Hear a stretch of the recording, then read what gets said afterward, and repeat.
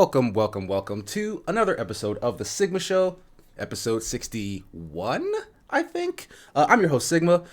Before I let you know who's joining me today, and before you guys all yell at me for starting on the wrong channel, I know, thanks for telling me, it happens when you get up this early in the morning to try and put on a production, all right? So forgive me, please.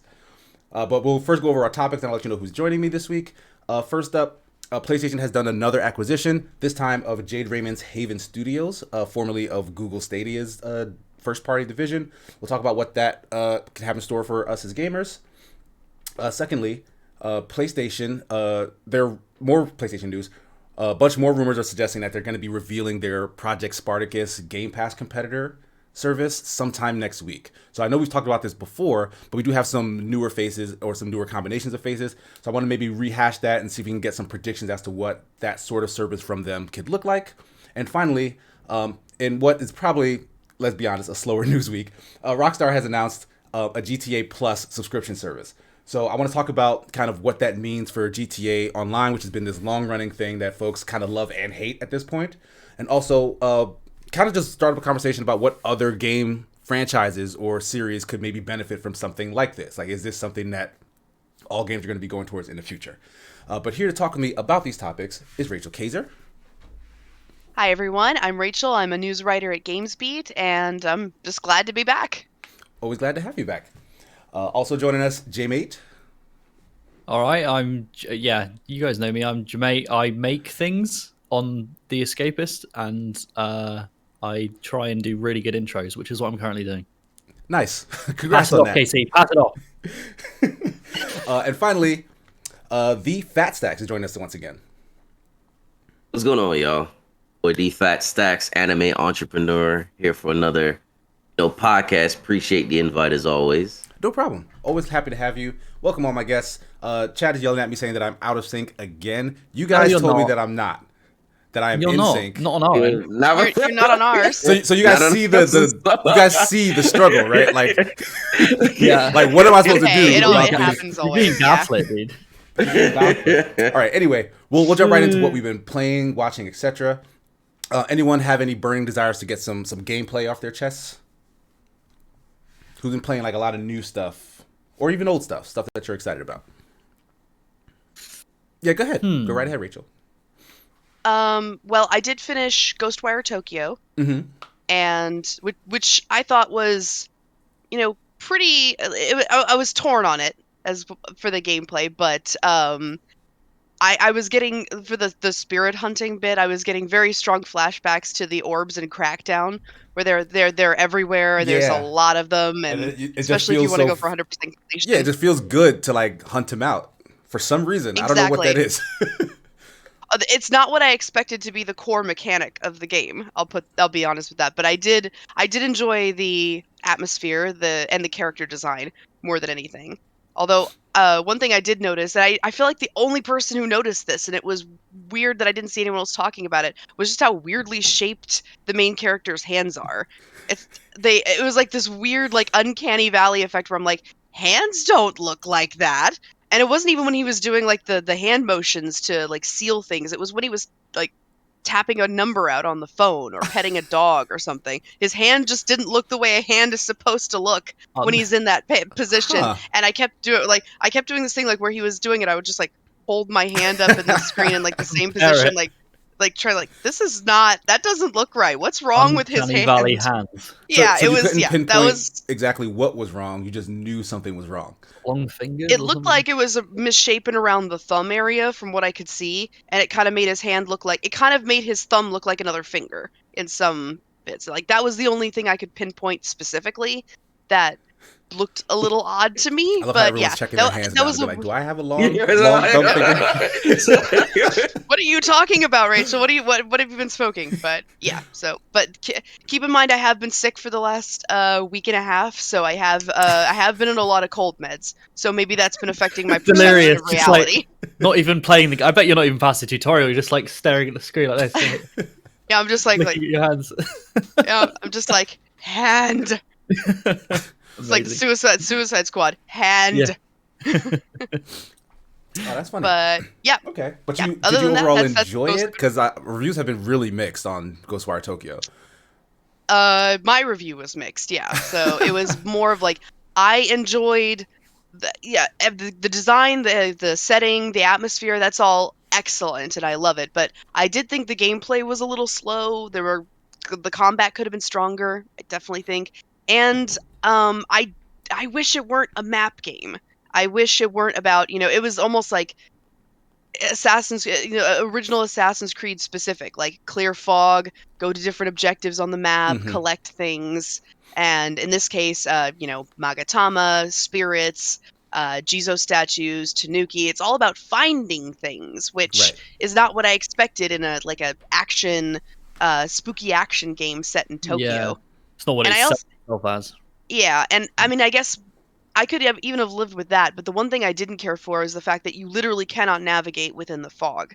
Like every other Mm. time when you're in an open world game and then there's a fog mechanic, it doesn't restrict your movement at all. You can still navigate around the world. It's just that you don't have like a perception of what's in Yeah, your what's out except of there? what's in your immediate vicinity. It's like it's a visual metaphor for what you don't know about the world around you. But here you literally can't navigate the world until you like basically do the like landmark clearing the Mm, fog mission, and I don't know, right. I think that's unnecessarily restrictive. I understand why they did it kind of, but I also think it was too restrictive. It restricted movement too much. So you brought Yeah. up that it gave you shades of like the original Assassin's Creed. So in that Hmm. sense, I'm wondering, does it have like the bones to actually launch like a much more competent sequel? Like, is there something here that they can kind of seize on and build on top of? Oh yeah, definitely, I think so. I mean, I don't see why you couldn't expand it to like maybe another part of Tokyo, for Mhm. example. There's a lot more to Tokyo that we haven't seen yet, and it's clear that the people involved have a great love for not only the city but also its culture, its people, and I think that's something that could.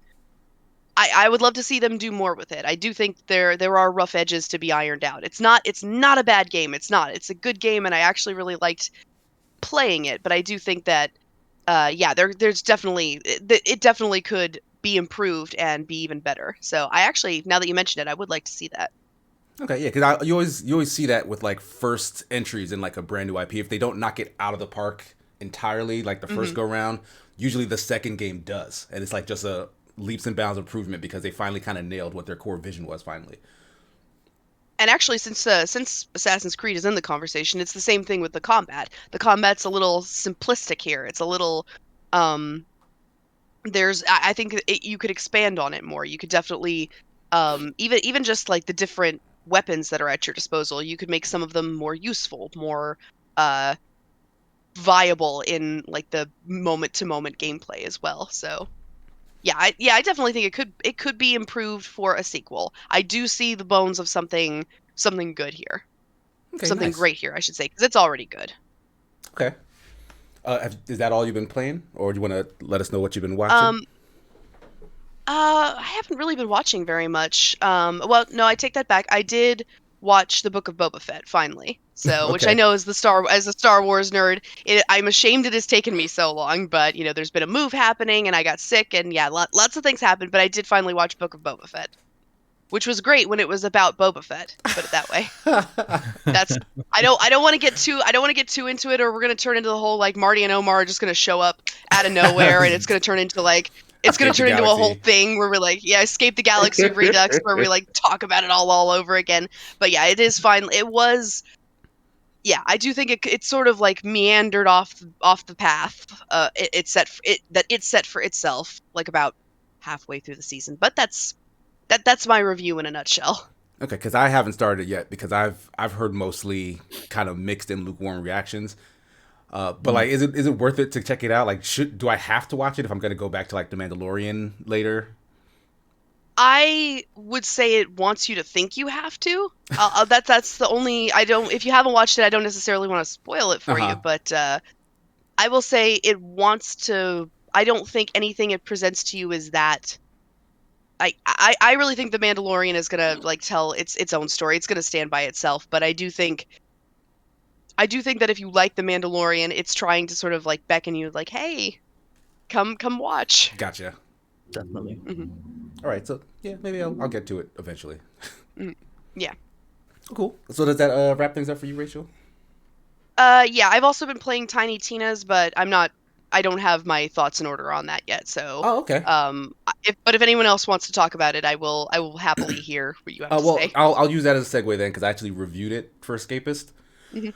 So yeah, I don't know what you guys' history is with Borderlands, but I was a really big fan of 1 and 2. Like, played pretty much all the DLCs that came after both those games, and I almost never do that. Like, I very rarely get DLC for anything after I've played it, even if I liked it like a whole bunch. Like, never even got DLC for any of the Dark Souls games. But because of my friends, well, I got DLCs for Destiny, but that doesn't really count, right? It's like expansions. It's a live service game. Anyway, Yeah. like, because of my friends, like, we played it in like a big group every single time something new came out. Like, I got all those new DLCs, and we basically just tore through that game and spent years and years playing it. And then, like, you know how Borderlands 2 was basically the only thing that they had for like a good long while? Like, in like maybe the 5-6 years where the game franchise was dead, we all rebought it and just started playing it again because we missed it so much. So like that's how much I really liked Borderlands.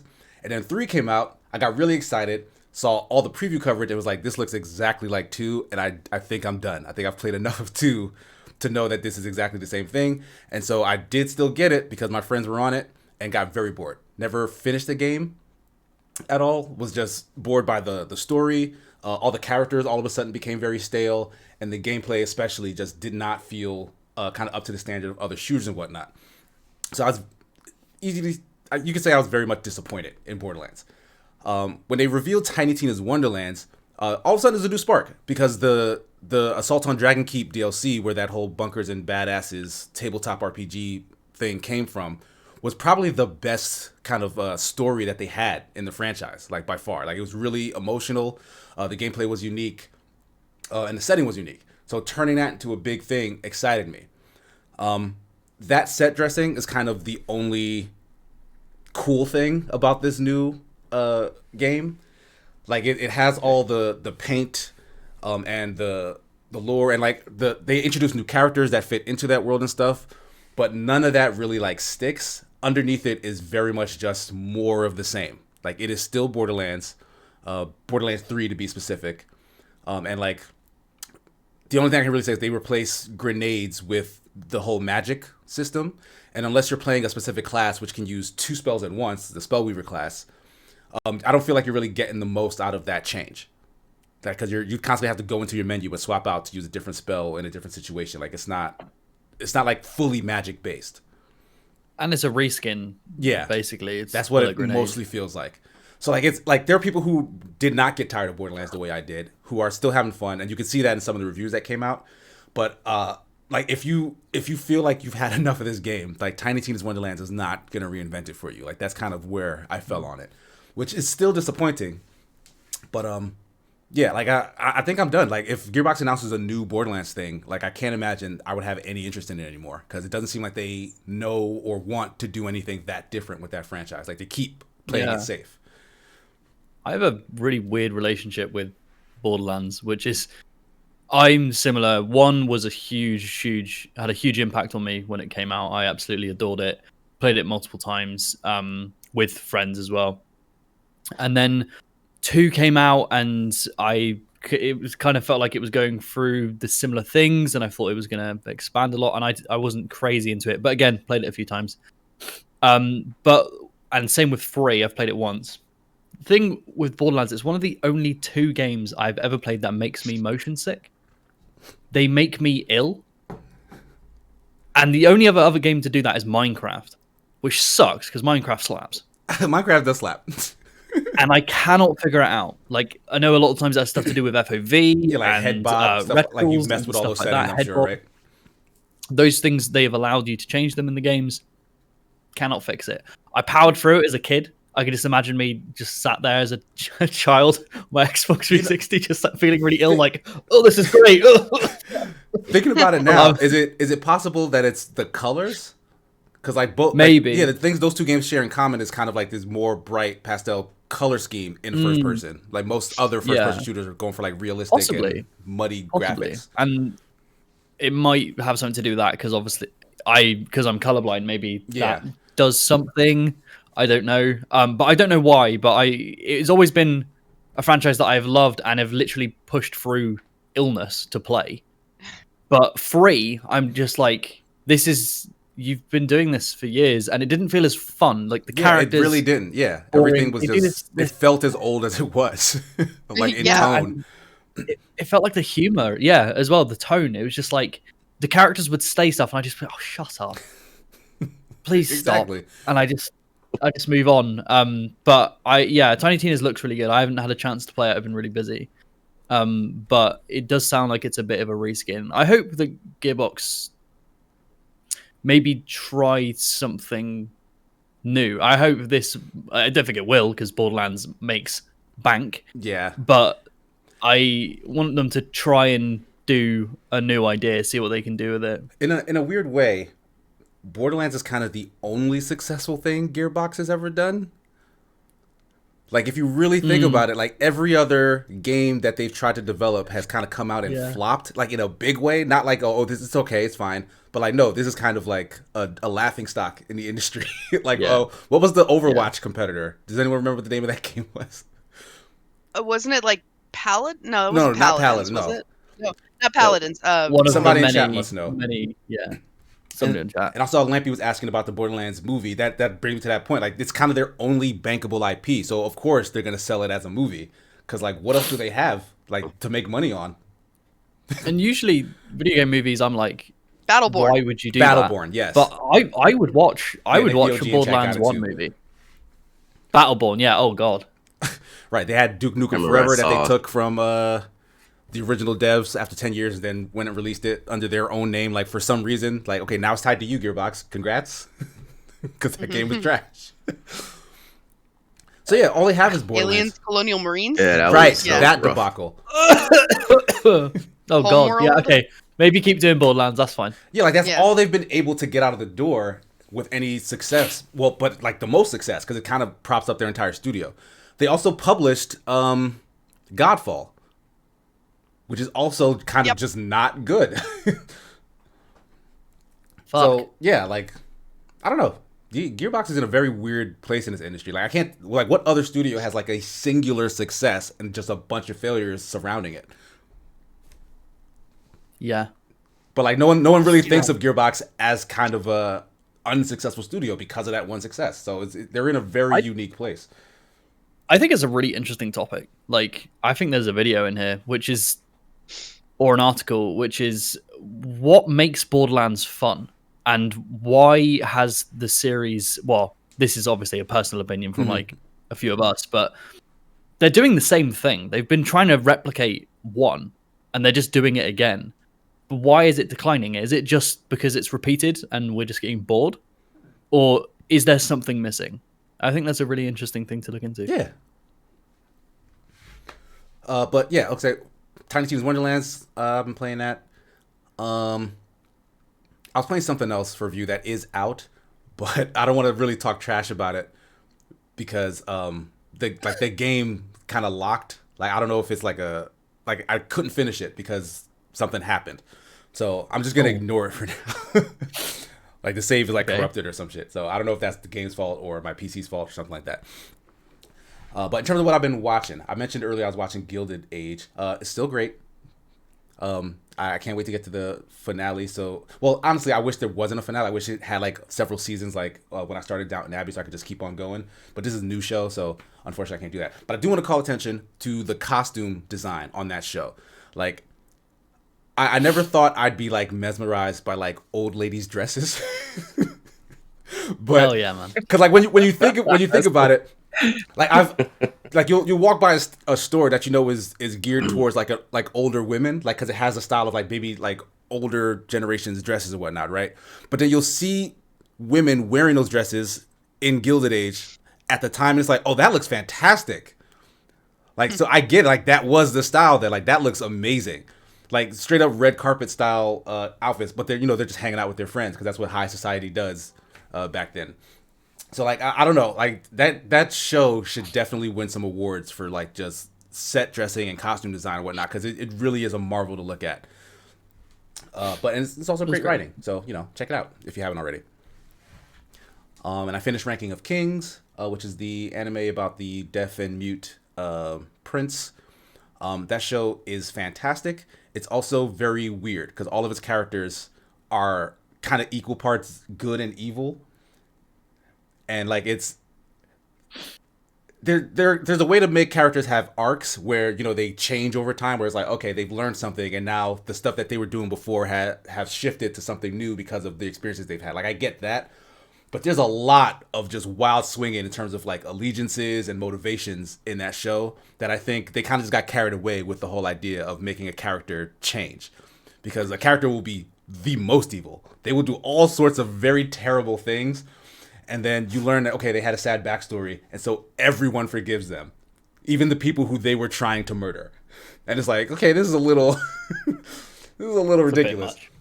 But overall, like the core of that is revolving around the main character Boshi, and he's the most adorable thing in anime, like point blank period. So like, you're gonna root for him, you're gonna love him and his story, regardless of anything else that's happening in that show.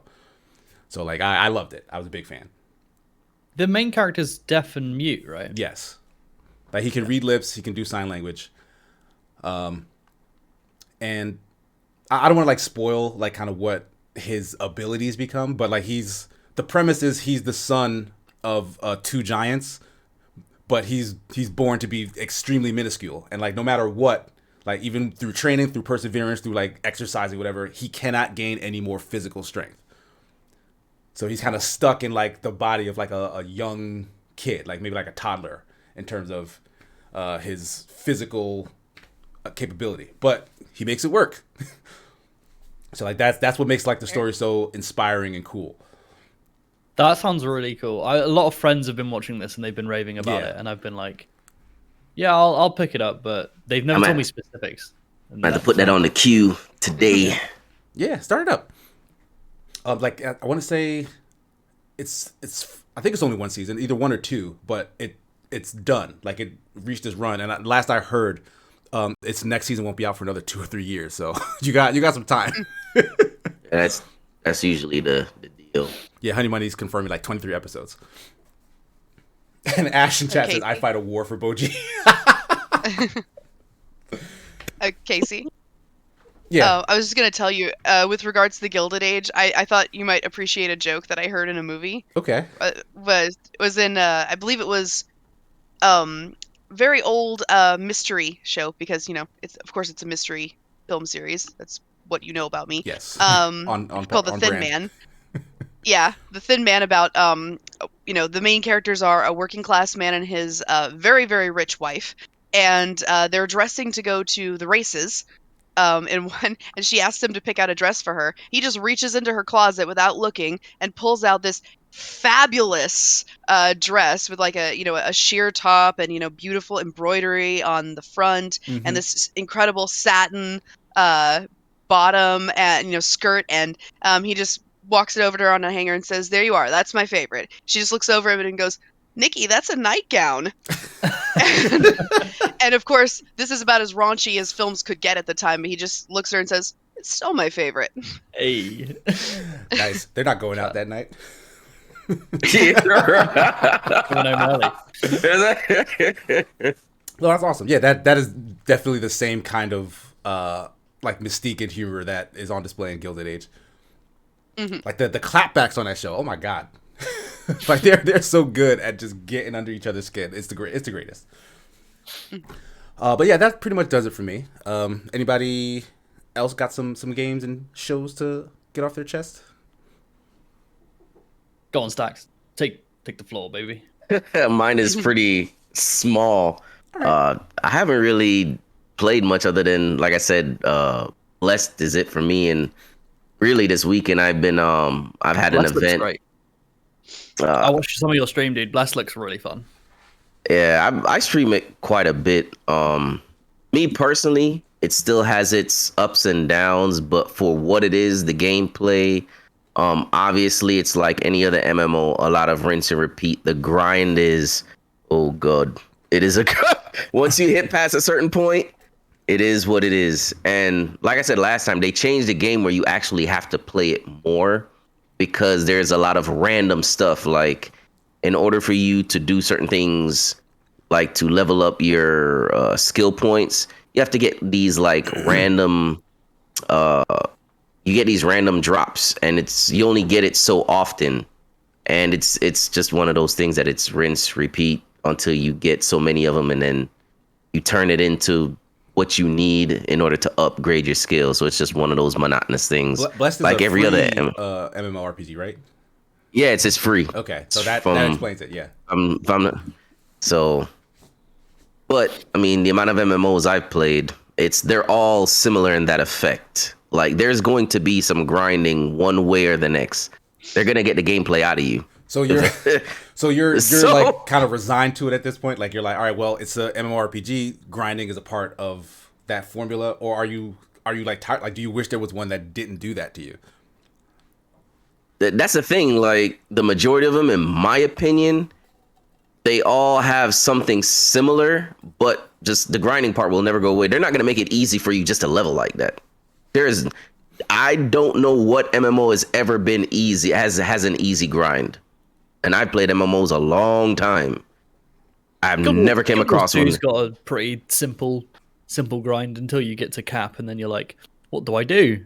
And then it's like, build the legendary, and then it's the most horrific grind you've ever done in your life. See, right I mean, there. yeah, See, so that they does get kind of speak to his they point. get it out of you. So It took me. I played it on and off. I've got like 2,500 hours in that game, but it took me on and off like 5 years to build a legendary, just because Jeez. it takes so much grinding. You can sit down and just absolutely turbo grind it, but it took me 5 years. I'm very proud of it now. But was it fun? Yeah, Did you no. enjoy?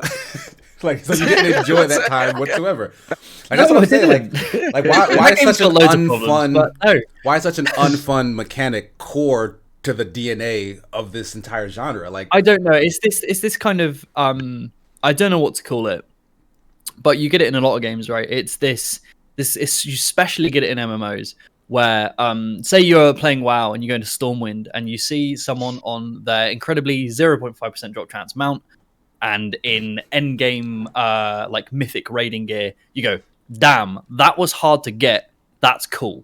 And it's cool because it was hard to get, or it's incredibly rare. So like the legendary, I've a legendary sword, Sunrise, in Guild Wars 2. It's stunning, and they're the only weapons to have like incredible particle effects on them, and like they're really, really gorgeous, but they're incredibly difficult to get. And it's not just the look of them that makes them so enticing when you see someone with them. It's the unavailability of it. It's knowing that they're super rare or super difficult to get, and then you're like, oh my god, they have that. but they And you, then you you acquire hit people who them have all- via what? makes you Like low percentage drops, or by accomplishing like boss battles or? Oh, I quests or think something? all things should be done by accomplishment. I think, like you have loads of different ways of doing reward systems, like deterministic loot and random loot. And loot by achievement is what I think is the highest form, because it makes people understand how you got something. Say you have two options. You have someone who has a weapon that was a random drop chance, and you see them with it, and you're like, okay, cool. That they got that, they were lucky. Or you see someone that you know they had to do an incredibly difficult mission without being hit once, and that's how they get that reward. There's an immense amount of respect and like drive to keep playing and wanting to be like that if you see that from an achievement. And it's just not a lot of games do achievement based loot or reward systems, which is a huge shame.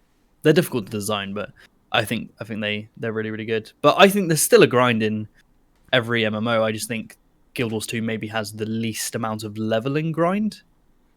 It's very casual, and then it goes, oh, here you go. No more loot grinding, but if you want the best things, you have to play for years. And that sucks. Literal years. All right. I mean, yeah, and what else for you, Fat Stacks? not much. Just waiting on the new season of certain animes that come out. Really, like Goblin Slayer. We're I definitely might start waiting that on next, that. honestly. Overlord's coming out. That's a nice one. I'm waiting on that. Rise of a Shield Hero is another one that's coming out in next month, I believe. Yeah, that one's pretty soon. Right? I'm Yeah. gonna write something about the first season of Rise of the Shield Hero. Maybe after this second season completes and like there's more renewed interest. Because I've been meaning to for a while now. Like there's something really interesting about the main character and like how he's portrayed that I don't think a lot of people are picking up on. But I don't know, because I don't know who would print that. So I might just make a video essay and just put that on my own channel for free. So I don't know. So we'll see. Yeah, I think that's a lot of underlining stuff with that anime. A lot of underlining, yes. like you really have to pay attention into how, because it's pretty much it's a hero versus hero world. Yeah, hero of one world versus a hero of another world. But in the eyes of the people, it's like, well, they're the villains. Well, in a different world, they're the heroes. In a different world, they're the heroes. But Like it's one of those. Like that is one level of what I'm looking at, but also it's sort of like this like self-perception thing, like someone who sees themselves one way and then the world sees them another way, and which one of those things is like the truth. I'm being very vague, but I don't know. If you haven't seen watching the Rise of the Shield Hero, check it out, because it's really cool. For one, like the animation and stuff is like dope as hell, but its story is like very unique. Like it's not the way most anime protagonists kind of go through their stories. But it's unique for anime, but kind of very regular for like the internet. If that makes any sense, it probably won't. But I don't know. Like there's very interesting stuff going on there. I do plan to write about it at some point. I don't know when. I mean, it's one of those where everybody thinks about when you think about the Joker. Is he right or wrong? Depending on how you sit on that fence. Maybe. I think the murder pushes me over the fence a little bit. Is it? Just a little bit. That's a bit of a violent shove over to the other side of the fence. Well, a lot of people wish Batman would be more violent, but why hasn't he done it yet, per se, other than the killing joke? He wants to put you on the fence. He wants to keep you there. So. But yeah, other than that, and then of course I had my anime event this weekend, so I've been kind of busy with all that. So it was, pretty eventful deal for me here this past week. So definitely can't complain. Nice. So how about you, J-Mate? What do you have? We'll close up. What you're watching. I've been really busy the last week, so I haven't really been able to play much else apart from work stuff. I've watched a little bit more of Attack on Titan season 1. I'm about halfway through season 1. I know I'm very late to that party, but from what I've seen so far, it's really good. Way darker than I thought it would be. Because there are moments when I'm like, this is savage. This is really savage. And in my mind, I just thought, oh, it's a really popular anime and it's about, people flying around and it's cool and that's why people like it. But I wasn't expecting it to be so dark, and I like that. I'm really enjoying it so far. I've heard lots of mixed opinions from a lot of people on when the series takes a nosedive, and everyone's been telling me different things. Some people say season 1's great and then it dives. Oh, season 1's rubbish and then it gets better. So I really don't know how to feel because everyone's giving me different thoughts. But I'm Sword Art Online? No, Attack on Titan. Attack on Titan. Oh, I don't know why. The manga would be better if you're looking to get a perspective on the end parts. I guess in certain, the manga would be better. But the manga tells the story a little out of order, or not out of order. The anime tells the story out of order because the manga came first, right? Yeah. Okay. So it can be a little confusing. But I like the way the anime did it. They start with more interesting things and then flash back to the more relevant I only know about the anime. I'm only halfway through the first season. I'm really enjoying it so far, and if somebody thought that season 1 was weak and it gets better, then I'm happy because I think it's quite good. I'm really interested in that stuff too. Like people saying like, oh, it's getting bad. I think those are people who are less invested in the actual political plot and more invested in like the action and horror, because the tone does change after a while. Like it's very horrific and scary at first, and then it becomes more of like a mystery and a thriller. later that has to But do there's a with joy like, in that. There's a joy in that in yeah, itself. like it It's stays about learning good. Like to even though take the that in. tone changes, it's still good in terms of the writing and the quality. Mm. And there's still like crazy, amazing action set pieces in it too. Like the animation in Attack Yeah. on Titan is probably some of the best in the industry right now. It's very, very good. It's very, very good. But I'm enjoying that. And then, like we were playing last night, KC, I've recently just started playing For Honor again, which Yeah. I absolutely adore. Love that game. And I forgot how much I like that game. It's really fun. Really, really fun. And it's interesting to think about, like, nearly everyone I know says, I really like this game, but we don't play it. Yeah. And I'm like, why? Why is that? And I don't know. Maybe it might have something to do with how they monetize all their stuff, and it's very restrictive on how it allows you to keep playing and trying new things. Yeah, it's expensive unless if you want pay to up. keep getting all the new characters and stuff that come out. Yeah, for sure. But that's me. I've just been watching some of that and playing some of that and working. That's about it for me. Nice. Thanks everyone for sharing. We'll move to our first topic here. On that note, PlayStation's acquisition of Haven Studios. This is a studio that was newly formed under Google Stadia first-party umbrella.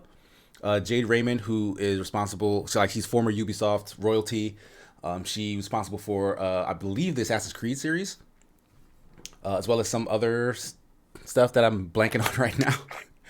Watch Dogs and Assassin's Creed, from what I've seen. Watch Dogs. Okay, yeah. So Jay Raymond, who has a history of pedigree, but for several years now has not been at the head of an actual released game. Like her studios keep kind of getting shuttered and shut down, and she keeps getting moved around and whatnot. So now that PlayStation has acquired this, with the intent, it seems like, to do more in like the live service space. What does this strike you guys as? Like, is this a good fit for kind of like Stadia's leftovers going to PlayStation? Like, do you think PlayStation will be able to help them actually get something completed? Well, small correction. Haven wasn't formed under Google. It was formed as an independent studio in partnership with Sony. So Sony's actually been kind of with Haven from the beginning. I had no idea. Yeah. So, I mean, but Jade did work she did form the in-house Stadia studio, and then that shuttered down because Google realized they don't know how to make games and they have no intention to. And so, yeah, I really think it is. I don't think it is Jade's fault that happened at all. I think that is just poor planning on Google's part. Yeah, of course, for sure. So. So I'm saying her name like I know her personally. I don't, but no, it's not that it's Jade Raymond's fault, but it has been, like, unfortunately, like a string of the same thing happening over and over again. Like, she either gets put in a studio or at the head of a studio, makes a studio, and then whatever she's working on has to take a back seat to news that says, oh, we're not doing anything with Jade Raymond's studio anymore. That seems to keep happening over and over. So this is only the latest announcement of Jade Raymond being at the head of, a big publisher's venture. Because, I mean, we haven't heard, like, an idea of what, and like Peter Molyneux will be telling, like, oh, I want to make a game about this, and like 10 years later that game still never comes out. But like, it's not the same with Jade Raymond. It's like, oh, we know Jade Raymond is capable, but like, what is she going to do next? We really don't have an idea. Yeah, because she was at Motive Studios, and that was when they made Battlefront 2, I think. Mm-hmm. And then that was the last thing she was officially part of that actually came out. Right. And then she left Motive before they made Squadrons and any of this stuff. I don't remember what Motive's working on now, but yeah. So she left Motive, and then I think that was when she went to Google, and I think that was when she formed the studio. It wasn't announced until later, and then of course the studio was shut down, so she didn't have anything come out from that studio. Now she's got Haven Studios. So yeah, I hope this one works out. Yeah. It's always interesting to see these articles where they're like acquisitions being made, different teams are forming and stuff. With it's like we were speaking about on the last podcast, which was the mega studios, and was that the last one or the one before? I can't remember. But it was the mega studios being formed of these elite developers who are going to and the things they're going to do, but we don't have much substance for what they're gonna be working on. Like we said, we know she's capable. We know she's capable of leading a team to make good products. But what is that going to be? And what is that going to do for the company that are now acquiring that? It all depends. But I mean, like what would you like to see? I don't. I want to see something new, but that's always going to be like my default. Like I want to see something that like I can't predict what's going to come out. Is what I want to see. But like it says, like the focus that they acquired them for is for a AAA multiplayer game, because we already know Sony is lacking in that department, and all of their more recent acquisitions has been to try and fill that hole. Yeah. So the thing is that something that studio, wanted to do? Like they got acquired. Like what were they planning to do while they were under Google? Was it something in this vein? Like, are they properly staffed to do that? I don't know. Like that's kind of just a giant mystery. So like I'm assuming Sony would know more than we would, right? As outsiders, especially since Rachel pointed out like they kind of help them develop. So maybe Sony had wanted something like this from the start, and then Google got in the way. So now they're finally like, hey, let's just lock this relationship down and then finally get the thing we needed.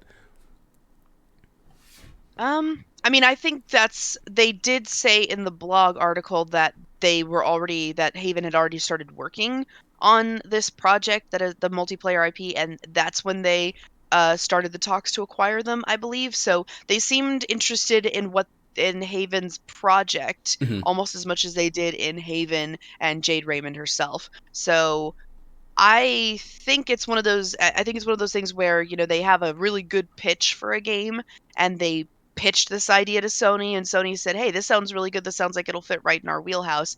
And so with that framing device in mind, I'm sorry, I'm getting a little congested, so I'm sorry if my voice changes a little bit. No, it's okay. But yeah, with that framework, I'm trying to figure out what a game that you could pitch to Sony to the extent where they're like, hey, that sounds great. Let's buy your studio. Like what could you pitch to Sony that would make them immediately go like that? And my first thought is something, I don't want to bring up Smash Bros, but something that is not necessarily, because when I think like multiplayer like that is what my mind goes towards in that sense, something with that sort of like potential for infinite variety, not necessarily like an MMO or an Overwatch or something like that. Like I go like towards non-shooter. Like something like fighting, non-shooter. Yeah, exactly. As long as it's not a shooter. Yeah, that was what my mind went towards first. And that's it. Yeah, I don't mean explicitly Smash Bros. I don't mean like necessarily like 2D plane fighting game. I mean like a non-shooter, sort of like PvP multiplayer game. That's what my mind goes towards. Yeah, it could be in the vein of Fall Guys, even, right? Like kind of a massively player like multiplayer obstacle course type. Like just they want multiplayer experiences on their console. Yeah, I think Stadia and Sony probably wanted the same things, and this is why this acquisition has happened. When they were developing, because they were doing stuff for Stadia, and then they went, "Oh, Stadia's the dumpster fire. Whoops," and then just stopped everything. Right? That's what they were doing. I actually don't know how much of Haven's employee base other than Jade is from the Google studio, but I would assume. I would assume she just brought a lot of people over. It said that they have 60 employees, from what I've seen. They've been working on a project and it's been enough to get Sony interested. They've probably been working on it for a while, probably at least a year or so, to get a strong enough pitch for Sony to go, we'll buy your entire company, let's go. Yeah, which means that maybe they were developing something in a similar vein. Yeah, something like that has meat on it. Yeah, something that they can microtransaction you to death with. Yeah. Well, I think what they want is a reason for people to buy online for PlayStation, because like you said, Casey, they're lacking so much in that right now. Apart from the big, wheel games like Call of Duty and stuff like that, where everyone is going to try and get the online to play those. They don't really have anything that I can play with my friends. My friends have no reason to buy a PS5 because we are mainly multiplayer. When I have my free time, I like to play with my friends. That's how I socialize. And I've got a PS5, and it's basically a dust collecting machine right now. Yes, because it is. I've played all my single player games that I want to play, the big ones. There's nothing on it, and we can't play much multiplayer on it, so they have no reason to get one. And I think that's what Sony want. They want something, be it in a similar vein to Smash Bros. Or Fall Guys, or probably could be a shooter. Like if they're gonna do anything, it might be a shooter because they're a safe bet. They want something to drive those sales and to get more PS5s sold. I would agree that they would want a shooter because it's a safe bet. If they didn't also acquire Bungie, because like Bungie knows shooters, that's like they'll inform everyone Yeah. else who needs to be informed how to do a shooter. That's a multiplayer live service thing. These guys, they can probably figure something else out, something that's a little bit more niche, something that can, like, really something that just has like this big world, like, party appeal, not like the hardcore, but just something that can draw in everyone because it's like maybe bright and colorful, and you know, you can buy a bunch of fun costumes. Well, I said this before. Years ago, Assassin's Creed had a multiplayer that was absolutely way beyond its time. You're right. They need to just need to go ahead and turn that into just a massive multiplayer game like everything else. That is actually a really good idea. Get out of that. Like they already had it, and then from all of a sudden they just let it go. I'm like, do y'all know how, like, being an assassin and just going after other people? That's just in a crowd. Trying to be NPCs. That was incredible. Yes, you know what I mean? Because the moment you did something off, somebody already found you. Like the moment you did, like if you that coming back would be absolutely insane. Not as in the Assassin's Creed IP, but an assassin-based multiplayer game. In the vein of what was it? What was the game that had it? Was it Brotherhood? I think it was Brotherhood. Ironically, I don't think any of them were games that Jade Raymond had a leading role on. So yeah, it was the second Assassin's Creed, I believe. I think it's the second Assassin's Creed that had the multiplayer in it. No, it I'm was not mistaken. it was Brotherhood, Revelations 3 and 4, I believe, had the multiplayer. Yeah. No, not 4. So just those 3. Because that is Brotherhood like is the perfect. third game, technically. I'm talking about the original Assassin part when it first came out, not the one with the ships, but the actual when you walked around. Yeah, same thing. Yeah, that's perfect for because a lot of games now are thinking about content creators because it's free marketing. Mm-hmm. Those are the perfect games to stream, and to stream it with multiple people and to get that drama going. They're fantastic. That stuff would sell like hotcakes. Yeah, that it's would like be very Among Us, clippable. but with pacing. Oh, Among Us with pacing? Yeah. Absolute gold. Absolute gold. That is, I need that. Because everything else is kind of saturated per se, and everybody's trying to copy everybody. And so far, because of the dedicated player base to those multiplayer games, it is very hard to drag people from that dedicated multiplayer game, regardless of what genre it is. Because of course, everybody's trying to copy Smash Brothers, yet Smash Brothers is still on top by a long shot. Yeah. You know what I mean? And of course, you have the shooters as well. You can say certain shooters have done it a little better here and there, but the shooters are kind of oversaturated in that department. Yeah, there's like a couple of big ones and then like a ton of little ones. So so if you're gonna try to bring people into a whole nother multiplayer, like Rachel said, it's gonna have to be something off to the side, not something that's already saturated. But like I said before, the Assassin's Creed one is the only one in my mind that from back in the day that would be a perfect fit with the studio, since they're already a part of some of the newer. The groundwork is already there. You guys just got to improve on it. That's just my opinion. No, that would be a good idea, I think. But yeah, definitely something that's not traditional would, in my mind, be the thing that Sony goes, yes, we want that. Because if it's like the same thing that they've always seen, then why just buy the whole studio, right? Right. So, yeah. Yeah. Okay. Anything left on the Haven Studios acquisition? Nope. All right. We can move right on to more PlayStation stuff. Like I said earlier, we may have had this conversation when we first got news about the Spartacus service, which is their Game Pass competitor. But now we have a couple of new faces here, I would like to get their takes on what kind of what you would want to see from a Sony Game Pass competitor, because I fully doubt that Sony's going to do the exact same thing, which is what I want them to do. So like I'm just wondering, like, what do you guys think they would do, given the opportunity to build a library of games for their player base? They behind the 8 ball a long time ago. Since Microsoft, they way behind the 8 ball. Yeah, they took a really long time to even announce this kind of. Well, they sort of did kind of a bunch of half measures to get to this point, right? Like the PlayStation Now thing, they tried to convert it into more of a, rather than a streaming rental thing, it was like, okay, you can download these to your console and you get it included with your PlayStation Plus subscription, or at least some of it, I think was. And then they had the PlayStation Collection, which is just older games you can download to your thing as long as you're playing PlayStation Plus. So like, they're taking baby steps, but like nothing that just matches kind of the breadth of what Game Pass is.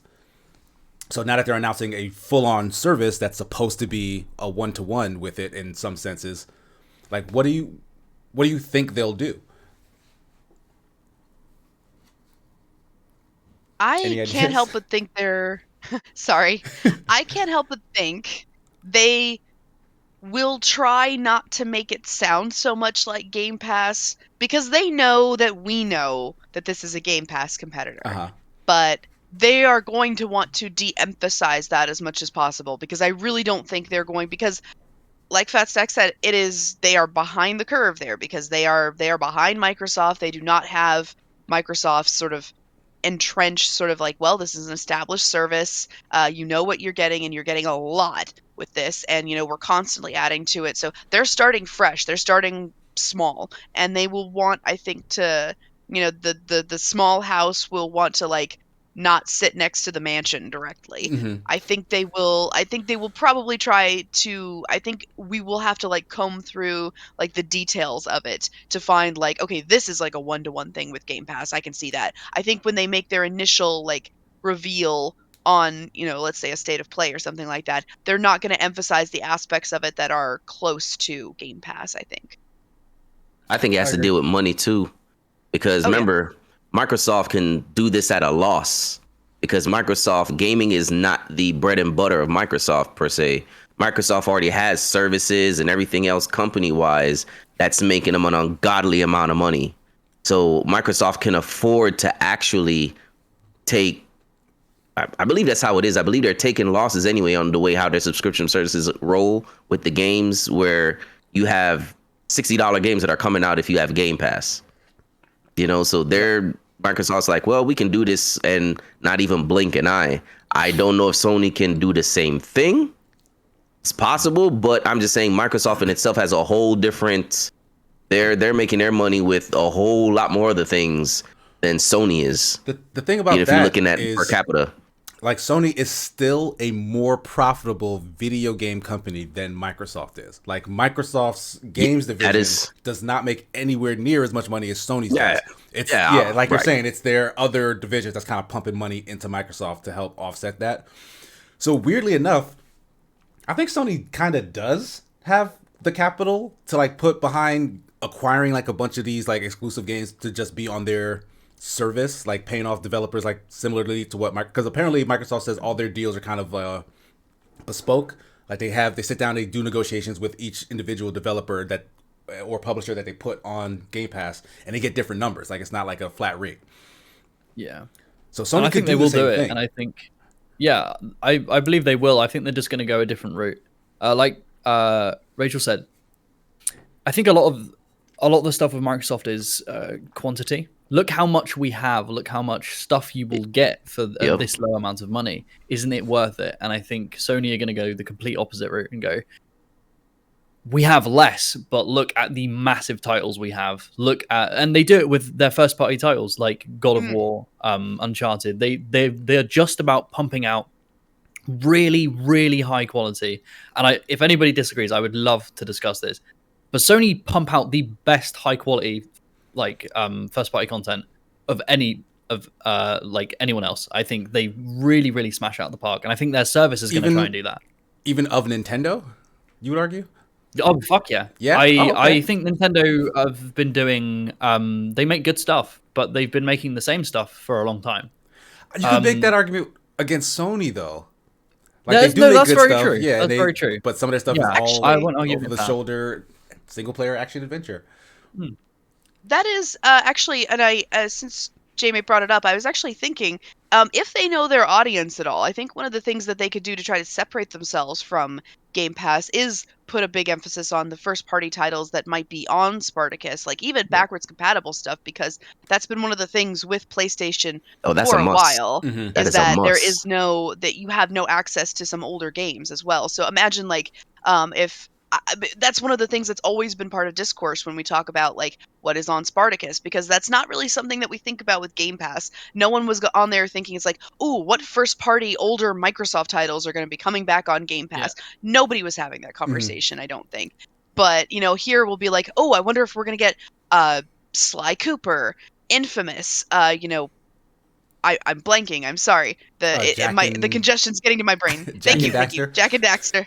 Jack and Jack and Daxter. yeah. But yeah, everyone's thinking it's like, oh, are these games going to come back? Is this franchise going to come back? So I think if they're smart, and I think Sony is smart, I think that is one of the things they are going to emphasize when they make their initial pitches. Look at all these like older first party titles that you literally cannot play anywhere else. Siphon Filter, Metal Gear, bring back the old PlayStation 1 titles. Well, Has there Bring been them any back. speak about whether this is coming to PC or it's going to be like a PlayStation exclusive? thing? yeah, I don't know. Like I know Because if they- Ash, That I don't know. Yeah, Ash was saying that in chat earlier that all he really wants is for it to be mirrored on PC. Well, that's I think exactly what they need to do and what they will do, and it's going to be. They've been very quiet on all of their older content. Everyone wants a Sly Cooper remaster. Everyone wants loads of these games to come back and them to be available. All they need to do is drop an announcement of all of those games coming for a certain price, and then they need to say Bloodborne PC 60 FPS only through this system, and it will just go. You're right. I know. You're right. I know so many people who would adore to play Bloodborne but haven't had the opportunity. And of a lot of games, I know so many people who really like the idea of playing Uncharted, but have never had the opportunity. And like, I had to buy a PS3 and all the Uncharted games. I bought a PS3, played all the Uncharted games, and then sold it because I just That was the only way you were going to back then. That was the only Mine way I burnt could do out, it. so I still got the very original PS3. Mine Yeah. finally burnt out. I'm like, yeah, that's So I think if they do that and they bring it to PC and they're like, they've been sprinkling it in with like, bringing God of War to Steam and stuff like that. And I think they're testing the waters. Now that they know, they'll just go, okay, cool. Everything now is on our on our service and it's coming to PC and they'll make bank. They'll make absolute bank. And Nintendo's in the same boat as PlayStation though, because Nintendo's trying to catch when it comes to putting out, like when the Switch came out they started with the old Nintendo games. Now they're trying to do Sega and N64. Yeah. Like I said, in my opinion, Sega, Nintendo and PlayStation are in that. They're trying to catch Microsoft in the subscription area and what can they bring back old wise, right. And to recapture. I think you're absolutely right, Fastax, because like Sony and Nintendo both, they hold the quality of their first party releases to a much higher standard than anyone else does, right? Like they're like, Yep. These games are our lifeblood, and you're gonna pay through the nose for them no matter what. So that's the reason why I find it so difficult to think that PlayStation would launch a service like this and have any day and date first party exclusives show up on it. Like I cannot see that happening no matter what. But the older stuff, for sure, yeah, first party stuff that you haven't been able to get anywhere else, stuff on the PS3, stuff on the PS4, sure.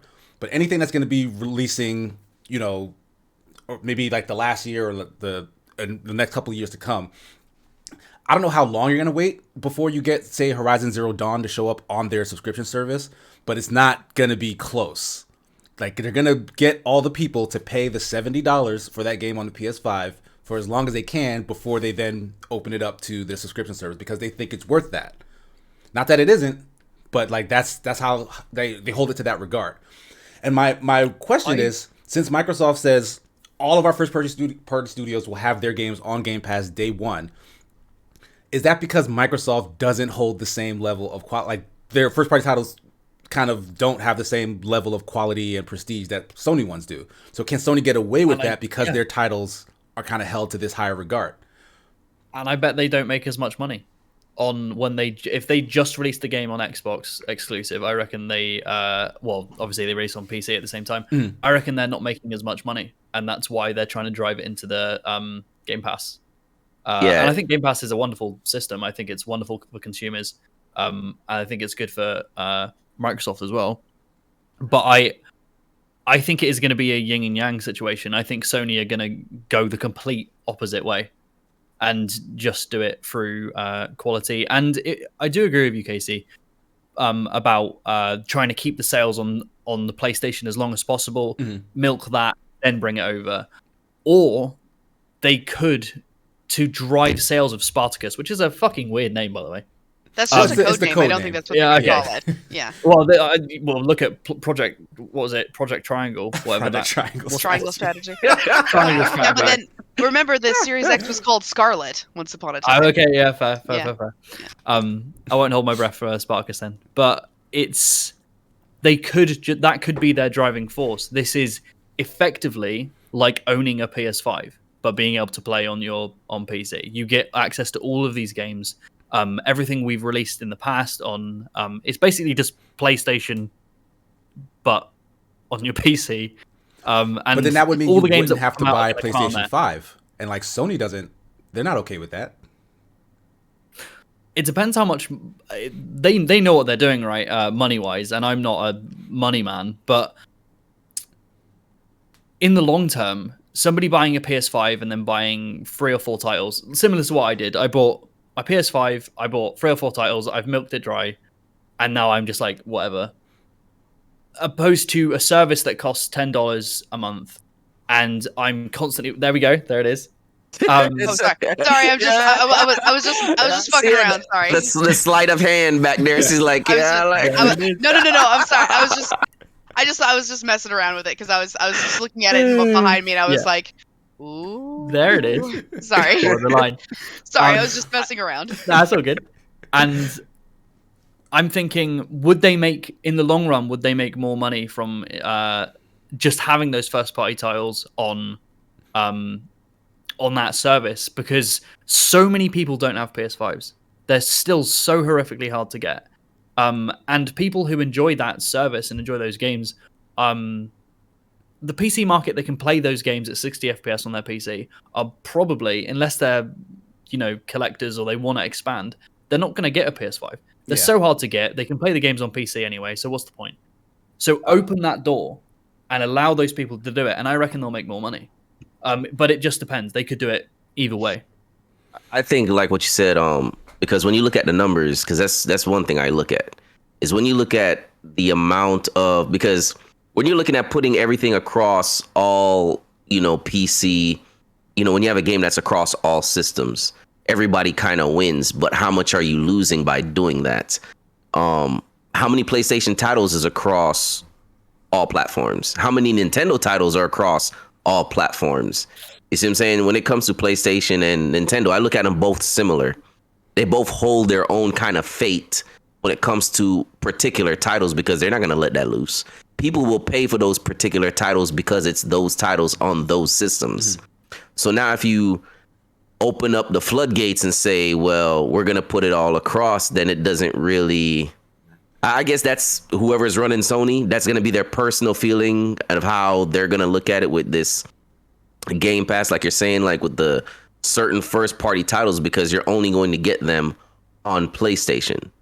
So they're going to try to monetize that particular area of it. Now, putting it across, like I said, putting it across all platforms, for everybody to get a little piece of that. Now, that just depends, well, what type of loss. And this is why I said earlier, what type of loss is Sony willing to take? Because there's going to have to be a give and take somewhere. It's going to have to be. How much money are they making on the PS5 console itself anyway? How much does it cost to manufacture, and how much does it cost to distribute? How much money are they making on that sale? Whereas opening a market into PC, like properly their entire market up into the PC space, is a huge market to get sales into. It's massive. This is true. Doesn't that represent, and they already like that would represent like a total like philosophical shift in how PlayStation does business. and that's another thing right there. Like that would basically say like they don't believe in like the core of their business model anymore, and But this is the thing. I think that's an outdated model. I think that's an outdated model. I agree with you. Yeah. But Sony's outdated model still puts them at number one in terms of like profits, in terms of the gaming space. Like they're killing everybody, and they have been for the last couple of years using that same outdated model. So like this is why Microsoft have taken that shift. Yeah, exactly. Microsoft's taking the shift because they had to. They didn't have any other course of action. Sony doesn't necessarily have to. They're still winning. They're still outpacing them in terms of console sales. So for them to go that hard on the PC side and their subscription side, to me, doesn't make sense because they still have the upper hand. And Sony has always been stubborn. I think it's fair. So are we? Yeah. Sorry, go ahead. Carry on, Rachel. So good. I was going to say, so it sounds like almost from the way we're describing it that we're describing Sony doing the video game equivalent of a film release. It's like it's going to be in theaters, and this is the only place you can see it. That's a fact. A certain, and then it'll be on streaming services in about 3 months. Mm-hmm. So only probably extend the timeline a little bit because they want to give people a chance to like play the games and finish them. Yeah. So like say a new. Theoretically, new Uncharted releases. It's going to be on PS5 for the first year or whatever, and then a year after this, it's going to be on PlayStation Spartacus or whatever we end up calling it. Yeah. And I actually, heck, that's worked for the film industry for a while. I mean, the pandemic has put a huge crimp in that, and that's another discussion entirely. But that has seemed to work for the film industry for a long time because people, if they want to see the movie when it comes out, if they want to see it immediately, if they're excited about it, they will pay the massive toll that theaters exact to go see it in the theater. I think, and with popcorn and everything. But then, I prefer nachos, but that's just me. But yeah, so it's basically the exact same thing as on PlayStation. They could do the same thing on PlayStation. It's like you will pay $70 if you want to play the new Uncharted game the instant it launches, and a lot of people will. And then but if you really want to wait, you can just pay a year subscription service to Spartacus, and then when it comes out, you will have the opportunity to play it. There are a lot of people who will do that. Yeah, I'd do that. I think that's a wonderful comparison with that movie. There's a really wonderful comparison. And we just need to look at it this way. That works within the film industry because the film industry is its own thing. It's the only thing that is driving, like cinemas and the streaming service at the moment are kind of working in tandem. If you look at like Disney, like you said, they'll release in theaters, then it will come to the streaming service. If we look at that with PlayStation, it's like the film industry having another massive streaming service that is our Microsoft. That is just buying out production studios to make movies exclusively for their service. So it's like Netflix. Yeah. Imagine if Netflix was Oh gosh, much bigger. Because Microsoft in the gaming space is bigger than Netflix is in the film production space. Rather not just streaming service, but producing movies. I feel you. Fair. Now, if you were in the film industry and you saw that Netflix were getting horrifically big and just bought out so many production companies, you'd be scared. You'd be like, the cinemas are going to die. Because if for somehow Netflix had so much money in this theoretical world that they bought Disney and they were like, all Marvel films are coming to Netflix, you'd be terrified. The cinemas would die because like nobody would go. Everyone would be like, I can watch it here. Yeah. Obviously, there are shows that are great in the cinema and blah, blah, blah, blah. But I think this is what Sony are doing. They're not stupid. They can see that Microsoft are buying up as many companies as they can. They're trying to get as much stuff on GamePass as they can so they can start making a profit on it and they can start making loads of money. And Sony are probably going, we need to change. We need to do something, or this is going to be our last kind of hurrah. It's going to be, we were at the top and they beat us because they bought everyone out, and we don't have any games here. We don't have as much pull, so nobody's buying PS5s anymore, and we're fucked. So I think they're trying to think of a way that they can break into that space and compete with it in a slightly different way. And I think that's bringing their titles to that service, just like Netflix are. Not Netflix, fuck. Microsoft. Too many names. I'm tired. But they're also changing the PlayStation 5 too, because I believe they're taking out certain things from the original PlayStation 5 to make it actually less. I believe I've read that like a while back, but like if you got the first original PS5s or whatnot, they're gonna be different versus. I think it's had to do something with the heat sink, something like that. But they're changing the newer PS5s. Okay. Plus also the chip shortages. It is what it is. So, and everybody's feeling that from all, doesn't matter what, everything that we use in today's world uses some type of chip. So everybody's hurting in that perspective.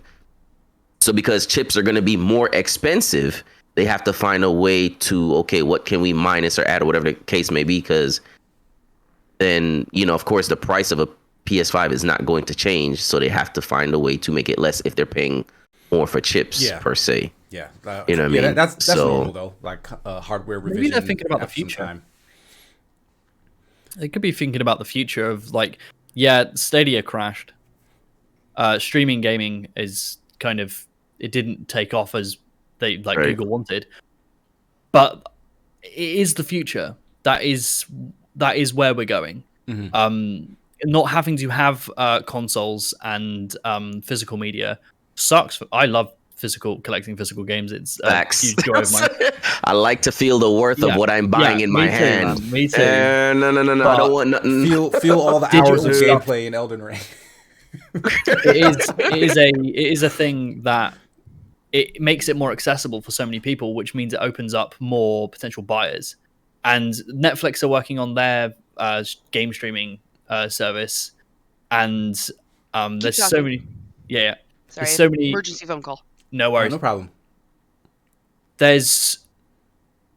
is where we're going, and I think keeping everything completely not physical, but located on the PS5 and everything's there. In 5-10 years, when we have Netflix, we have GamePass, we have I don't know, some other Stadia reboots, and we've got Stadia 2.0.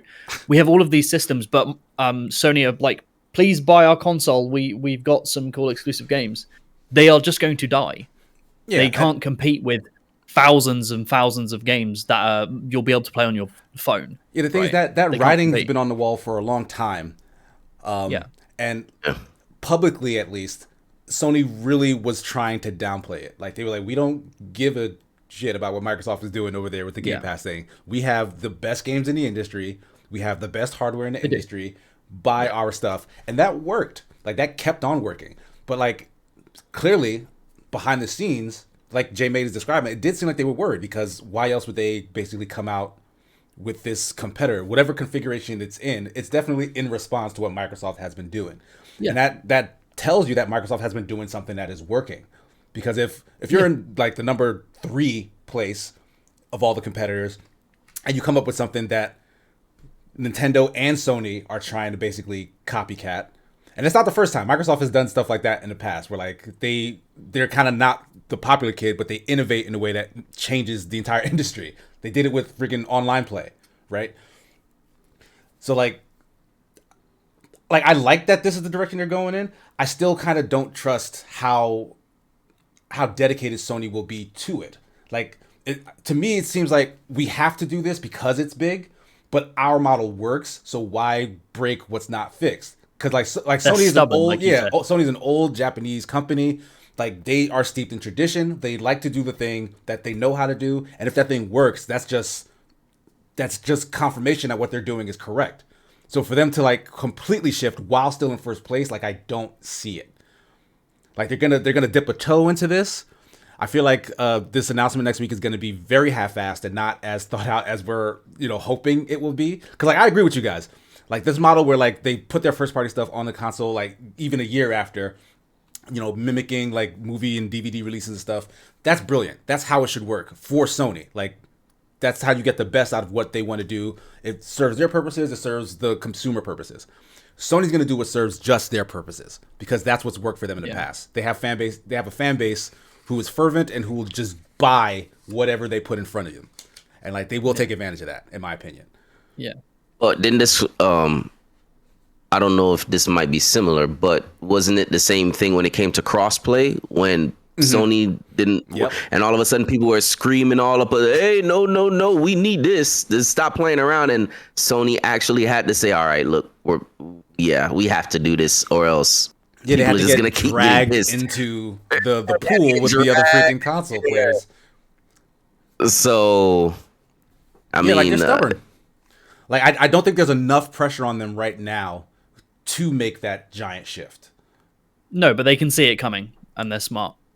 I mean, yeah, They can, yeah. If- That's yeah, why if they're- that's yeah. why they're doing this. And I just want to clarify from chat. When I was saying that stuff earlier, I'm not saying consoles are obsolete right now. They are definitely not. They're selling, and all of that. But the people, the higher ups, know what they're doing, and they can see it. Like Casey said, the writing's been on the wall for years. The industry is going a certain way, and Microsoft are starting to take that shift. And it's working really well for them, and it's working well for the consumer, which means that is the natural shift the industry is going to take. It's not right now, not next year, but in 5-10 years, the way we consume games is going to change. That's just the nature of how we're going to progress. which means the internet would have to be. I think we had the discussion before about the whole internet, where there are certain places that the internet is like crap still. Like you're still gonna have to make the infrastructure itself strong enough to do this, and until that groundwork is laid, and I think that's where Stadia was way too far ahead of its time. That was one of Because- the reasons I was so disappointed in their failure, because I'm like, Google has they have the hooks in the government and the money to make infrastructure important to get their streaming service off the ground, and they apparently did not care enough to to make that a reality. So who knows if internet will get fixed in this country? But I think that would be the main thing, and not just in this country, but all over the world. If you want to have that type of impact or change into that type of shift, that means everybody's gonna have to have somewhat equal access in order to play games where everybody can be on a somewhat decent level. You know what I mean? Right. And unfortunately, until that infrastructure comes about in the world itself, not just one place, but the world, because we know there are places all over the place where the internet is just bare or very little, you know, and gamers are all over the place, all over the world. So you just can't have it in concentrated areas. You would need it, that infrastructure all over for it to actually to change that paradigm of that heavy of a shift when it comes to online, if going down that route. But yes, it is slowly but surely going to get. There's just the access. That's the question. How much of an access? You know what I mean? For sure. Yeah, it's important. But looks like Rachel's back. We can move on to our next topic so she's not too lost in the conversation. I think you're still muted too, Rachel. Hi, sorry about that. Yeah, Sorry. no problem. Yeah. Hope everything's all right. Yeah, everything's fine. So we'll go on to our final topic for this show: Rockstar's GTA Plus subscription service. I don't want to talk too in depth about just Rockstar's service in general, because that's kind of who cares about a $6 subscription to GTA Online? People are gonna pay it because people love that freaking online service, right? Doesn't matter if it's a good thing or a bad thing, but in the grand scheme of things, we're not. Like, subscription services are all over the place. You pay them for your streaming services, for your food delivery services, for your Amazon deliveries. We can fully expect more of this is going to happen to individual games. Like, season passes already exist, right? But, like, what is the ideal kind of game for a service like this? Like, MMOs have had this model for a while, but it's like, what, $30-$40 a month? Like, this is sort of kind of a small fee every single month for small trinkets for an ongoing online game. Like, does this make sense? Like, is this a good thing? They use the money to improve their servers. Use the money to improve certain areas if that's the route you're going to take. That's why MMOs have it. And they've played over such a long period of time. They need to continue development. It makes sense in a product like that. Where it doesn't make sense is where in a game, developers are creating their own problems and then selling a solution to players. That's when it sucks. You have an example? Rockstar. Vehicles are so expensive. Things take so long to do that they had any battle pass. They make things so difficult to obtain. The rewards, the extrinsic rewards, are so difficult to obtain that they then sell a skip to that. They create a problem and then they sell you a solution. That is hard done by the developers, clearly, and it's to drain you of money.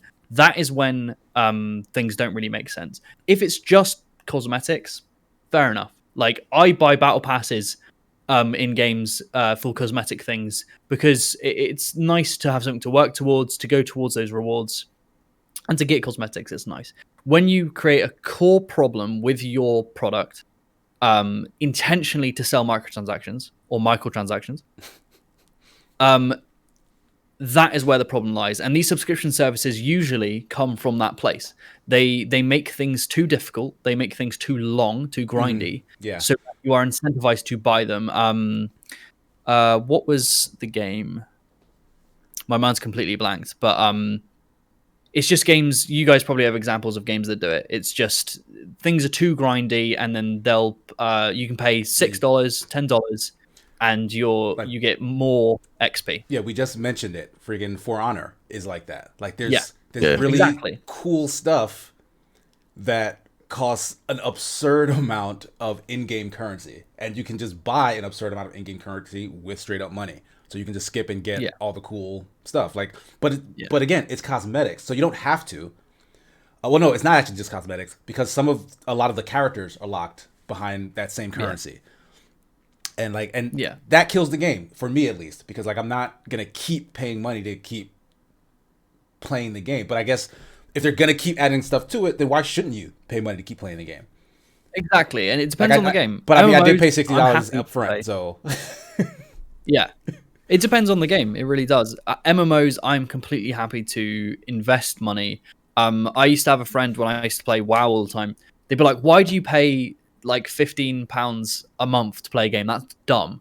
You've already paid for it. That's stupid." It's like, well, if you went to the cinema or the theater, I don't know what you guys call it. Yeah, if you went there and you went to watch a 2-hour movie, you'd pay what, $10, $15, yeah, probably something like that. $15 nowadays. And back then it was like that for us. You'd go there, pay a tenner, and you'd watch a movie. You'd have 2 hours of entertainment. This game, this MMO, I'm playing like 6 hours. At the time, I was playing 6-8 hours a day, every day. And I'm paying a tenner. And it's paying for the service to keep running. It's paying for future development. It's paying for all these things. For me, that's worth every penny. Mm-hmm. Because I know where the money's going. It's not being predatory. Not to say that WoW isn't being predatory now, because it definitely is. And a lot of MMOs are predatory, but back then it wasn't. It was just to keep development going, and I got to play the thing I loved, and I was paying a very small amount of money to get an insane amount of entertainment out of it. Some games can have these subscriptions, and it makes sense, but a lot of games don't. It's just to steal money from you. They've made the game worse, so a very small percentage of players, the whales, will spend money to make it easier. And it's disgusting. I mean, it's like, do you have microtransactions or do you have a subscription service? Because either way, how you look at it, you have to pay for, as Jay said, you got to have some type of maintenance, if you want the game to keep going, they have to collect somewhere. If you want the game to, the servers to run right, people to keep developing and the game, the DLCs to come out. So it's kind of like the whole pick your poison. It's going to happen. It's just going to depend on which way, how they look at it. Like we say, MMOs, talk about that. Final Fantasy is a perfect example of that. It's been around just like WoW for quite a bit of time, and you pay a certain amount of money every month to play it. But, if you don't want good servers and if you don't want good DLCs, is like, then how are they supposed to get their money? Like, so they have to do something. So for a game like GTA Online, which people have been bemoaning how they haven't had like new single player content or whatever, but they're constantly releasing like smaller online things every now and then. So and like, it's really good. Yeah, like so like that game does continue to like release stuff for its player base. It makes sense This for me. yeah, this sounds like maybe Having an a subscription easier, like makes rather sense. than Yeah. buying a bunch of shark cards every now and then to like enter like the next little piece of content, because you have to usually buy buildings or yachts or something to like get the next set of missions that they release. This is sort of like you're paying up front and then you get access to all those things plus like cash, like just little perks. It's like kind of like your GamePass perks or whatever, or like your Amazon I think perks. it makes sense for development. I think a subscription service in GTA Online makes sense for the development of the game. They're constantly putting out really high quality patches that have like entire stories in them, completely new vehicles, new areas, really, really good stuff, completely for free. There you go. All of that is funded by their shark card sales, and they can do that. But the way they sell shark cards is really predatory. And the fact that you can just buy money in that game and buy everything, and you could effectively play Pretty thousands of much. dollars and have everything in the game Mhm. is scummy. It is everything we don't like about microtransactions. It's scummy. If it had a subscription service from the beginning and the developers were very honest, this is a subscription, you get some bonuses, but it is mainly to support development so we can keep creating content. I mean, AAA companies don't do this. That's something you'd hear from an indie company. I'm being honest about it. But they're not. They've got their scummy microtransactions, and they've got a subscription service. Yeah. So I wouldn't touch either, because why would I? It's a lot. They're basically eating in both ways. Yeah. Yeah. Yeah. But GTA, I think, is the only one that can really get away with it per se in this form. I don't. I mean, other than let's just eliminate the MMOs, just GTA in itself, with its, because people now doing the whole role play deal, and all that. Yeah, it's people got building their own stories along it's in the got game. a huge and dedicated base. So like Yeah, they will thrive so- using all these tactics. Because like folks aren't So- going to stop playing GTA Online. There is I think there is a huge backlash, from a sort of like the vocal part of the fandom that still sees Rockstar as primarily a single player game development studio, which it's not, and it hasn't been for a while. I think this is not aimed towards them. This is aimed towards the people who, like Fat Stack said, like all of you said, are already entrenched in the GTA Online community, who are already part of it for a while. And I think you can still play the game for free even with this. You could still, in theory, get into the game and get that money without paying the money. But knowing Los Santos, but that I do also fear the scenario, Jamie, like you were saying, where it becomes like everything is geared towards sort of the mobile game thing, where we sort of like nudge you to make those purchases because it is because we want more people to buy those subscriptions, to buy the shark cards, to pay more money. So we'll nudge it in the area by slowly making the gameplay for the people who don't pay a little bit worse, a little bit harder, a little bit less enjoyable. And that is my fear, because I have seen that happen. Maybe not necessarily in MMOs, but definitely in mobile. This definitely feels like a mobile game kind of thing, as opposed to an MMO thing. So, for lack of a better way of putting it, I think we're already there with GTA Online. I've got loads of hours in GTA across like my PS4 and PC. I've got about 500 hours or so. All of it's in online. I adore the online. I think it's wonderful. I've had lots of fun in it. But I think the entire design of GTA Online is completely designed to incentivize a small percentage of people to spend a lot of money. You're constantly surrounded by people who are in probably bigger and better vehicles than you. If you're a new player, you're constantly surrounded by people who can fly, who can do like everything hover you bikes can. And if you want to go from 0 to 100, it takes an insane amount of time and effort. Or you can spend $50 and skip a little bit of that, and you can get your flying car, and you can have fun with them. And I don't think I think if there were no microtransactions in GTA Online, it would be a better game. I think the grind and working up and getting that money and your new penthouse and all of that is the fun of the game. It's the fantasy you're living, but it has been skewed in a way to incentivize people to spend that money. We're already there, and now they're just like, fuck it, GTA 6 is going to come out in a couple years. We're going to do GTA Online 2.0. I mean, my theory is that GTA 6 is going to be wholly online. It's not going to have a single player. But man, yeah, I don't want to get into that because I've got a whole like kettle that. of fish to talk about that. Yeah, that's a decision. It's already good in that way. No, it's already but good in that way. Yeah, it wouldn't We're be there. super surprising. No. No. So, I mean, what I want to say about this is like, I don't necessarily like. I see why this would work for a constant player of GTA Online, but me who kind of dabbles here and there, it's not going to appeal to me whatsoever, right?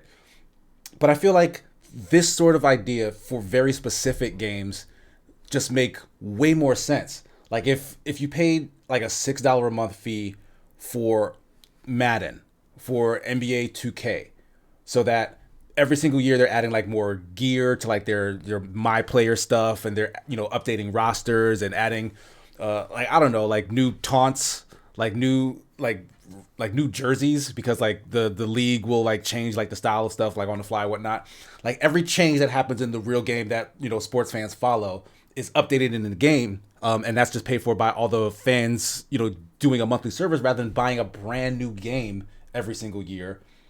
That I feel like helps the developers because they don't have to constantly go back to the drawing board, or at the very least remix the code and slap a new title on it, and do like a whole new box release or whatever. Like no, like you buy the game once, this is the platform, and all the players who want access to that platform, sure, maybe you buy it up front and then you just play that version, or you buy it up front and then you pay this small fee every month so that you get all the updates that come from that point forward.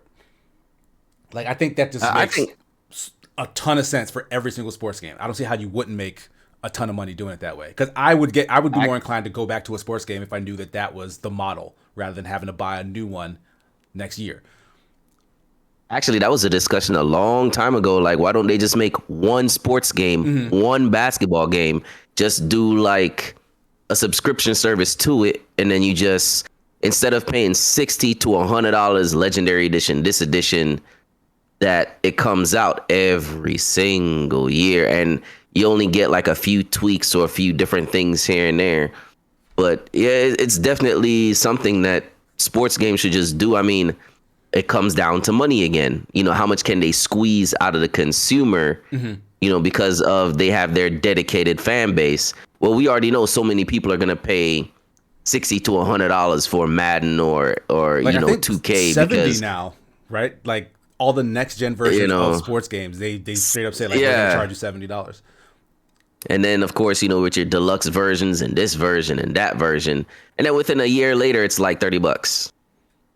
Because obviously it's obsolete. Yeah. So, I mean, that's one of the things that now that GTA is doing this, it could maybe push the envelope, but it will take the consumer to be like, hey, look, man, we people, because it takes people to do things, to make things happen to a company. So until there's enough people to push the company, for example, like what happened with PlayStation and the whole multiplayer deal, it'll take, quite a bit of their base to push that. You know what I mean? So, I mean, the way how you get things done is money. Yeah. When you hurt people's pockets, when you're hurting a company's pockets, they're going to have to change something sooner or later. Yeah, and I guess there's no incentive to change when their fan base will buy the new game every year because that's what they're used to, right? So, yeah, okay.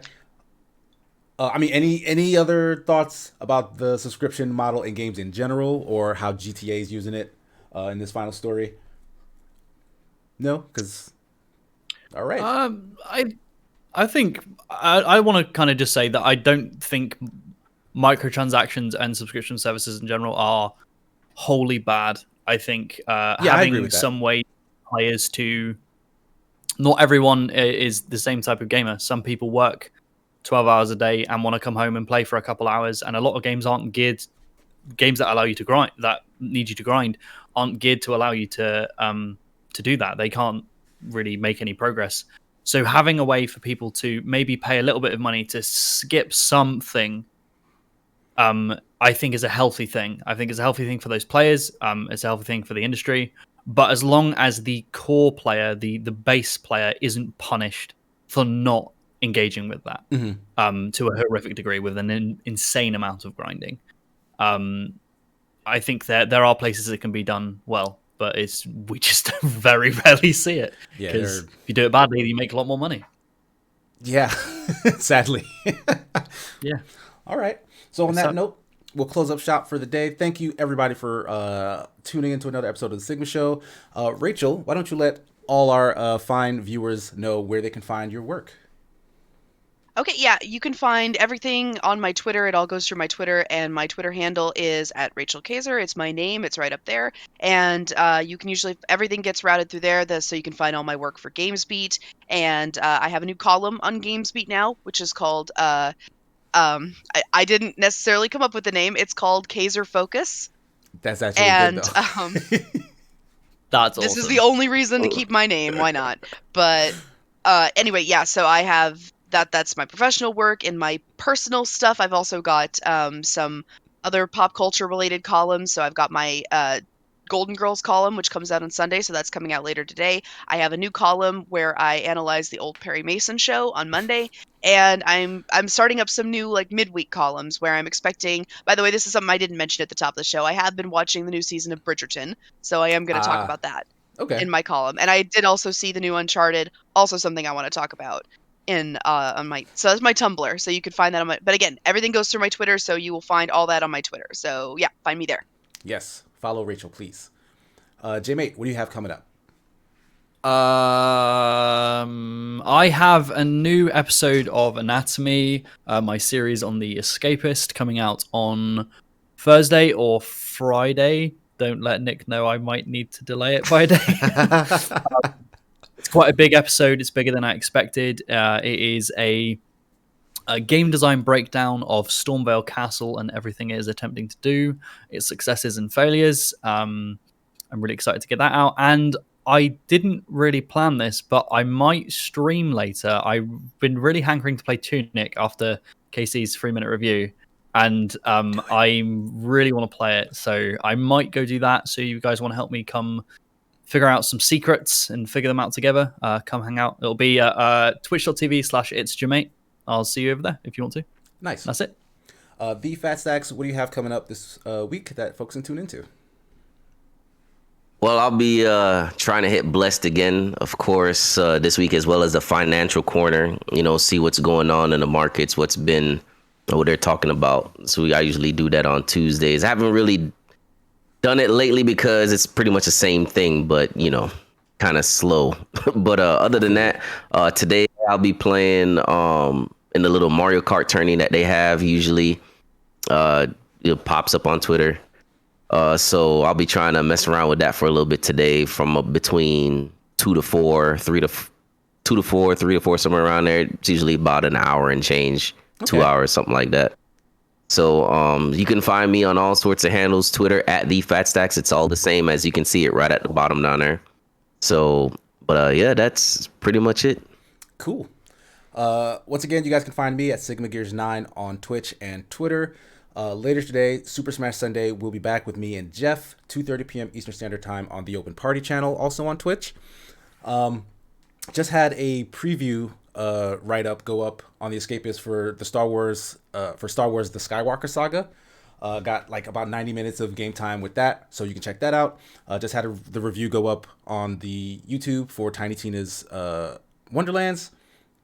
And I'll be streaming on the Escapist channel throughout the week. So tune in there, follow Twitter. You'll see when I'm going live with either Nick, Jesse, or Marty throughout the week. And that's going to do it for episode 61. So once again, thank you to my 3 guests. Great conversation today. We'll see you guys next time. Bye. Bye. Innovative Squad.